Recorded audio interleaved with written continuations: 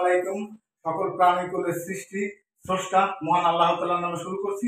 আজকে আমরা দাঁড়িয়ে আছি, এই যে দেখতেছেন এই রুমটা মূলত আমাদের স্বপ্নের ব্রুডিং রুম। এই রুমে ব্রুডিং হবে। আমরা আজকে আমাদের বনরাজা মুরগি, সে বনরাজা মুরগি 400 মুরগি আসবে, সেই 400 মুরগি ব্রুডিং রুম আজকে এখানে। এটা দেখতেছেন আমরা হোপার। এই হোপারের নিচে দেখেন 200 করে লাইট। এক একটা বাচ্চার জন্য এই যে 200 পাওয়ারের লাইট, একটা বাচ্চার জন্য 2 পাওয়ার করে দরকার হয়। সেক্ষেত্রে আমরা 800 পাওয়ার লাগাইছি। নিচে এই যে তুষ 1 থেকে 1.5 ইঞ্চি করে দেখেন আপনারা, 1 থেকে 1.5 ইঞ্চি করে আমরা এখানে তুষ দিচ্ছি। তুষের পরে এই যে পেপার বিছাচ্ছি আমরা, এভাবে আপনারা পেপার বিছাতে হবে।